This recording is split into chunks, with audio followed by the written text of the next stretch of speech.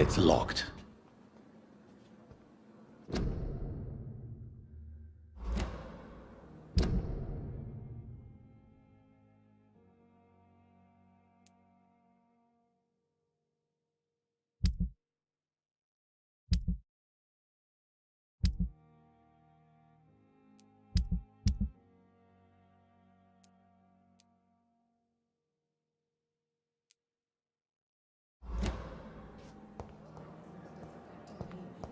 But the suffering continues.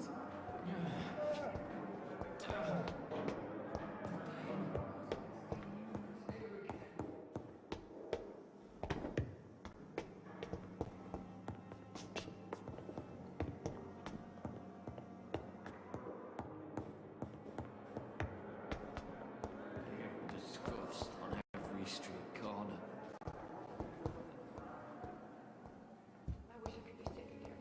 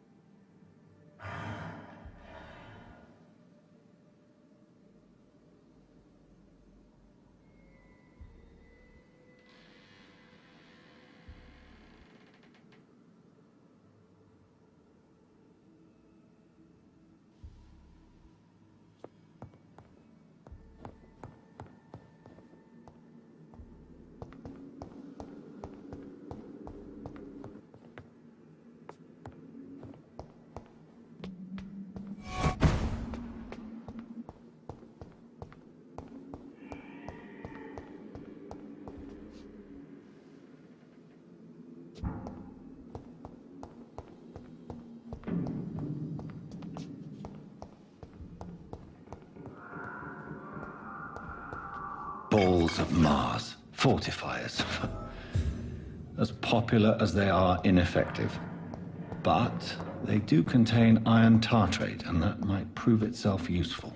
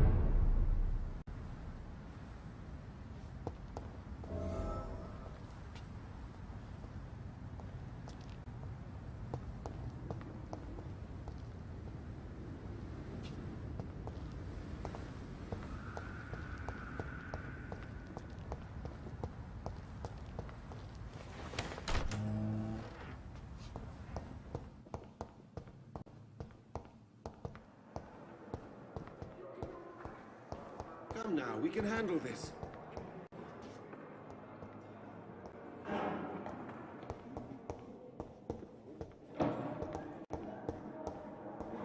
I will not let you down, my boy.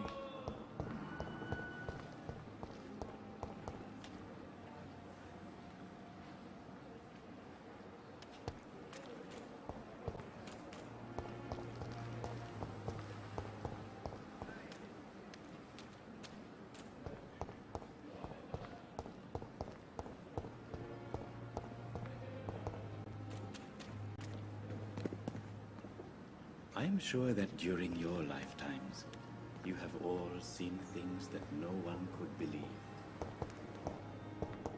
You always need the words to calm the children. As for me, what a blundering idiot.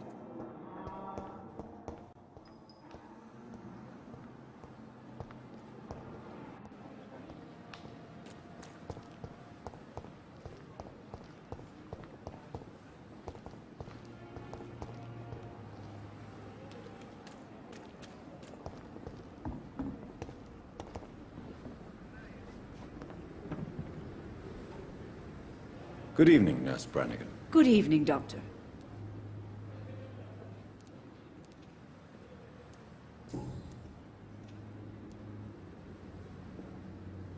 Tell me what Dr. Tippett did. I know his mistake caused a patient's death. If I had not covered up his error, Dr. Tippett would have been fired from this hospital. I could not let that happen. You can't allow your emotions to dictate your conduct concerning patients, Nurse Brannigan. Look around you, Dr. Reed. Do you really think we can afford to lose a brilliant practitioner like Dr. Tippett in our situation?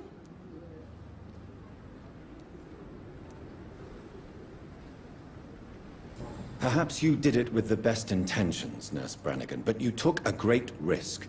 Must I remind you that a man died? You mean you've never made a mistake? Never covered your tracks? Come on, Doctor. I wasn't born yesterday.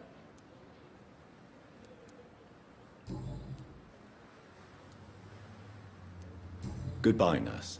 Call me if you need assistance. No, we are overwhelmed by this horrifying epidemic.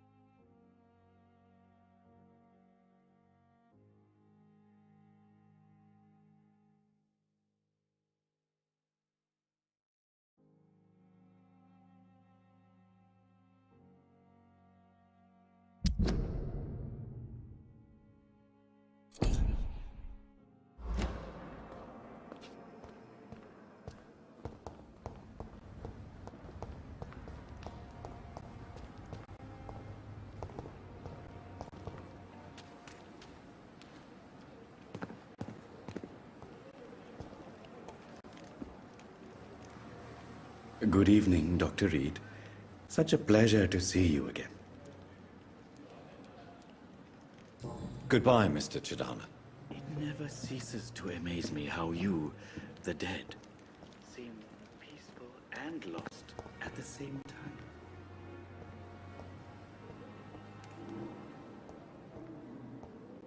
I'm so tired. Will this shift never end?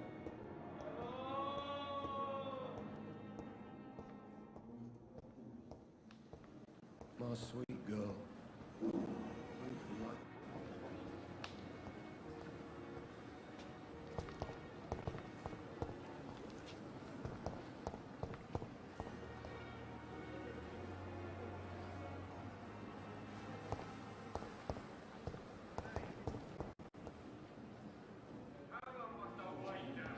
Blaming me will not further your agenda, sir.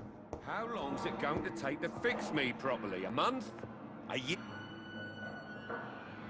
Good evening, Doctor. I believe we're going to be working together. Dr. Reed. Dr. Swansea informed us of your arrival, but I could not dare to believe we'd have such good fortune. Such an honor, sir. Thank you. And you are? I am Thoreau Strickland, Dr. Thoreau Strickland. I'm a great admirer of your work, Dr. Reed.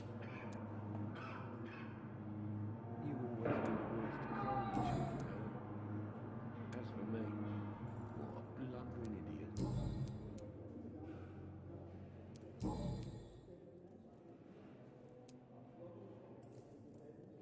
Please, could you tell me something about yourself? I'm a great admirer of your work concerning blood transfusion, Dr. Reed. I run my own experiments. I'm convinced it's the future. I will not let you down, my boy. I based my technique on my mentor's research. He helped me perfect my method. What is yours? I'd rather not talk about it. For now, it's just theories and first approach. My process is purely experimental and unsuccessful. As long as you're cautious and methodical, you may remain empty-handed, but you won't fail. You're not the first one to warn me, but I am convinced knowledge is the main weapon against the ravages of this epidemic.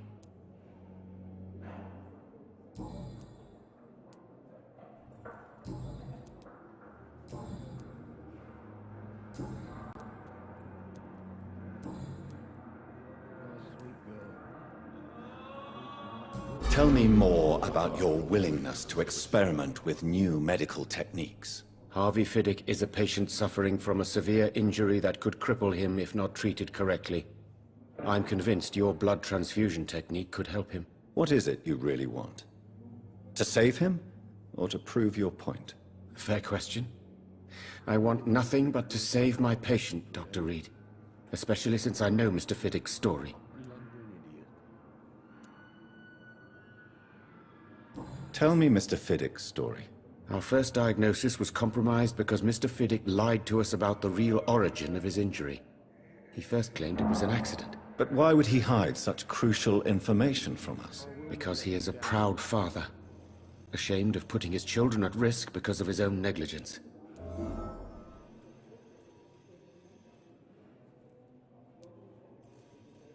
You always knew the words to calm the children, Ellen. As for me... Goodbye, Dr. Strickland.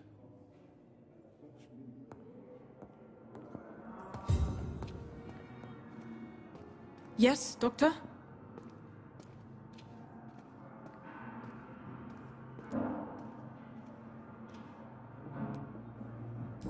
Why then do you always work the nights? Don't you ever sleep? At the Pembroke, we're always hands on deck.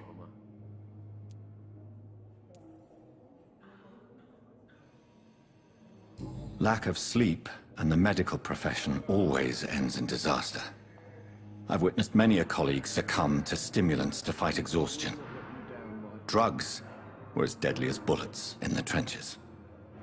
London's trenches start here at Pembroke Hospital. We are on the front line, make no mistake.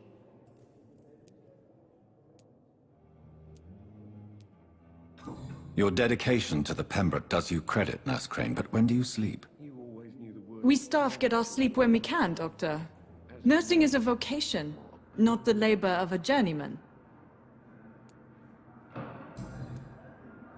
That's all for now, Nurse Crane, thank you.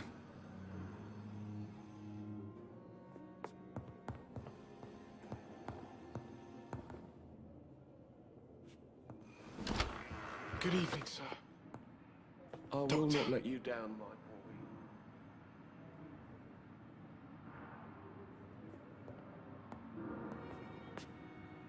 Good evening.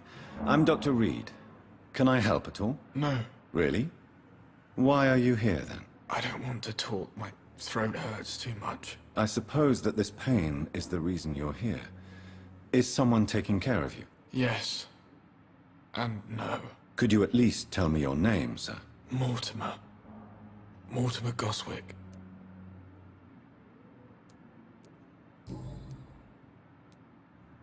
How painful is your throat, Mr. Goswick? So painful I'd rather not talk at all, Doctor.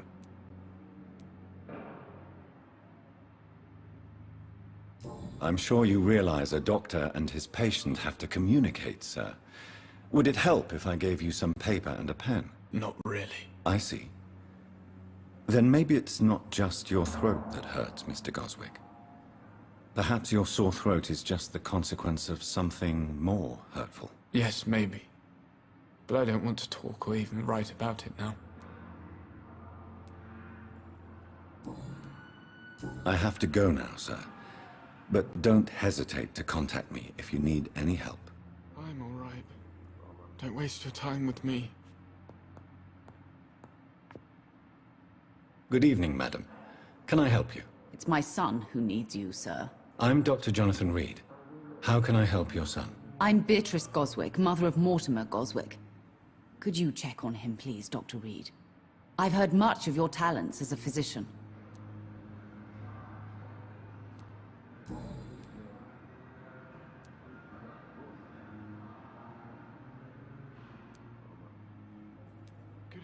What can you tell me about yourself, Mrs. Goswick? Not much to say. Just take care of my Mortimer and I'll cover all the expenses. That's all that matters.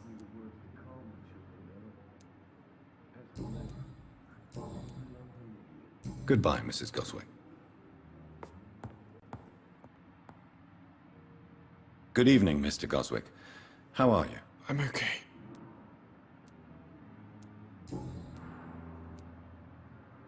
Tell me about yourself, Mr. Goswick. I don't want to talk, Doctor.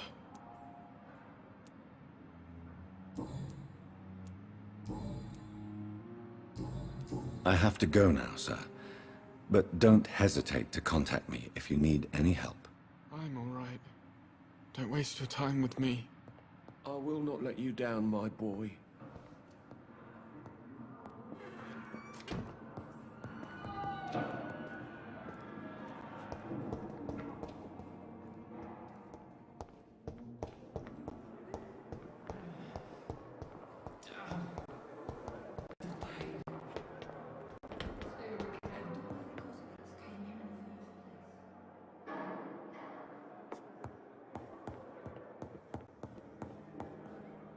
I cannot enter.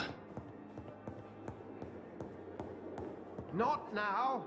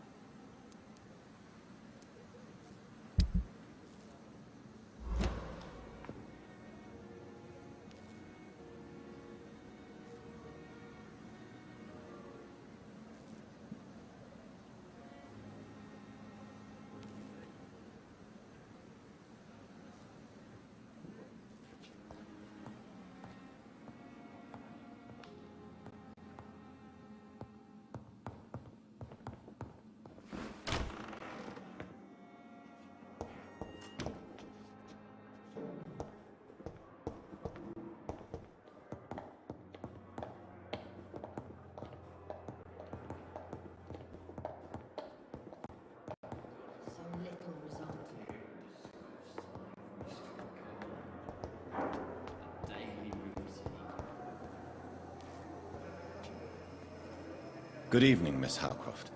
How are you tonight? I need blood, Doctor. Warm, rich, vibrant blood.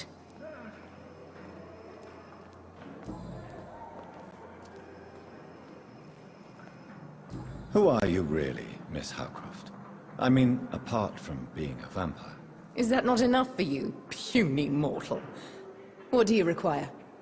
Proof of my powers? I'm curious to know who you were before becoming a vampire. No, it was such a long time ago, I don't remember. Centuries of unholy life can have strange effects on one's minds, you see? I'll leave you, Mistress of the Dark, to your nocturnal activities.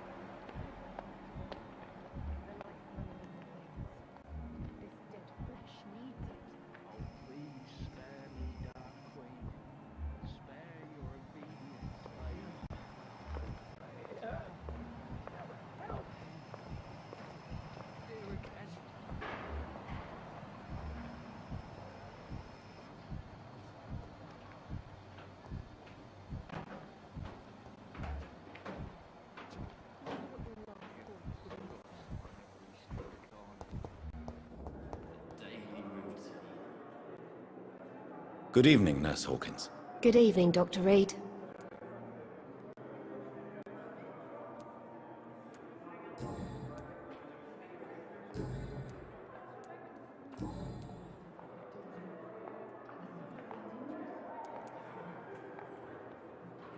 How is the Pembroke staff coping with the epidemic? Well, not well.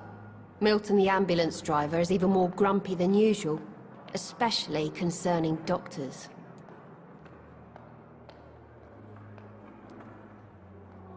Why does Milton dislike doctors?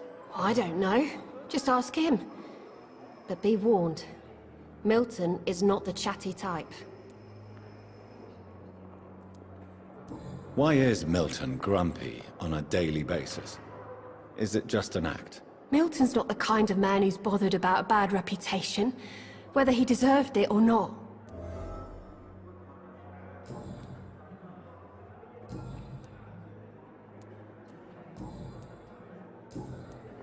Goodbye, Nurse Hawkins.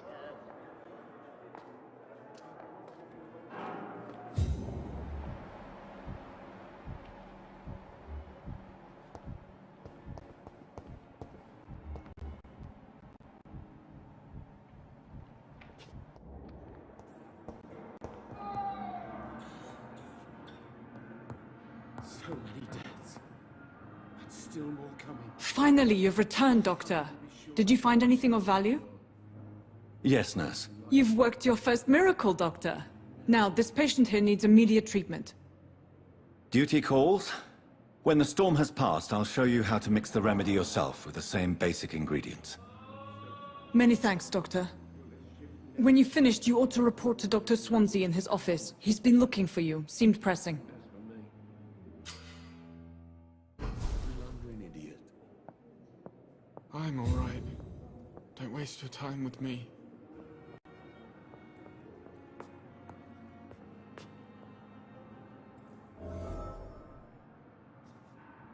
I will not let you down, my boy. Good evening, sir. Doctor. Good evening, sir. I'm Dr. Reed. I believe we're going to be colleagues. Reed? Yes, I've been informed about your arrival. I'm Waverly Ackroyd. Welcome aboard, I suppose. Does my arrival inconvenience you in some way, Dr. Ackroyd? Let us just say that I don't particularly share Dr. Swansea's enthusiasm for hiring you. What we need here are reliable professionals, not overrated dabblers.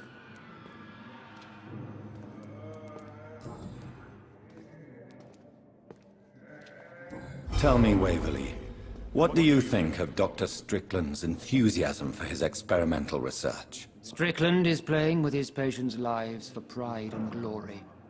Now that, sir, is unethical. Are you thinking about something in particular? Harvey Fiddick needs delicate surgery. I believe we should stick to the usual procedure, but my young colleague obviously disagrees.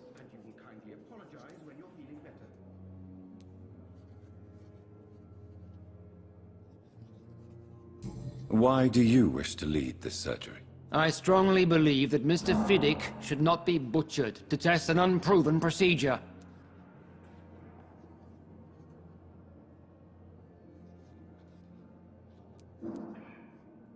If you are going to lead this surgery, I'm trusting you to assume the consequences of your actions, whatever the result. I'm not the kind of man who runs away from his responsibilities, Dr. Reed. There is no need for you to be looking over my shoulder.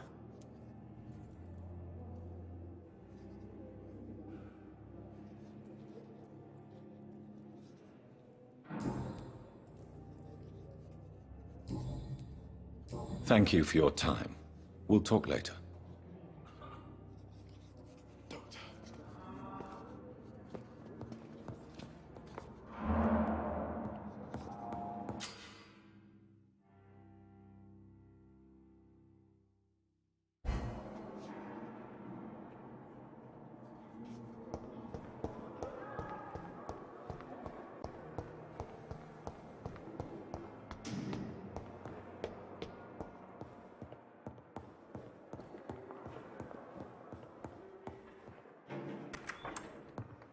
Please, Jonathan, come in. Fascinating, is it not? In the last decade, so many mysteries have been brought to light with our microscopes. The human body, biology's penultimate frontier. The more we explore its boundaries, the less we're able to trace a clear line between life and death. You, my friend, have a foot in both countries. The view must be vertiginous. It's at least as vertiginous as chatting about vampires with you, I would say. This must be all so new to you. This area of town, the hospital, a brand new life. How stimulating it must be. I wish I could share your enthusiasm, Dr. Swansea, but my condition defies scientific categorization. Undead?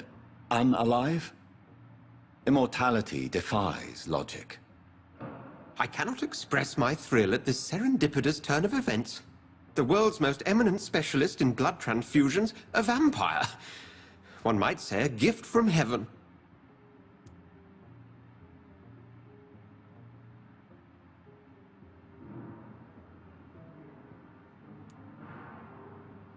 There is an absurd poetry to my situation. Physician, heal thyself. Forgive me. I've been an admirer of your work for a long time, and now you are so much more than a brilliant physician. And please, call me Edgar.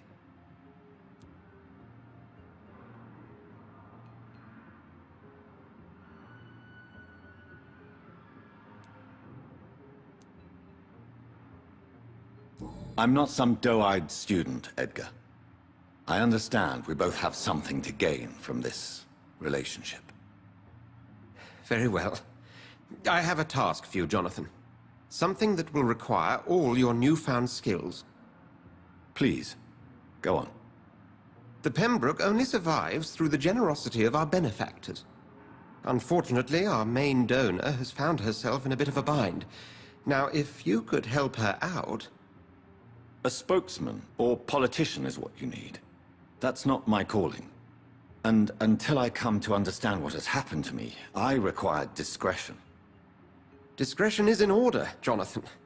Lady Ashbury has recently received rather indelicate correspondence that, if revealed, would jeopardize her position. And you would like me to eradicate this threat? By the stole, of course not. I would just like you to pay her a visit. Her ladyship is certainly near the tents outside, tending the sick. You can't miss her. Look for someone impossibly delicate.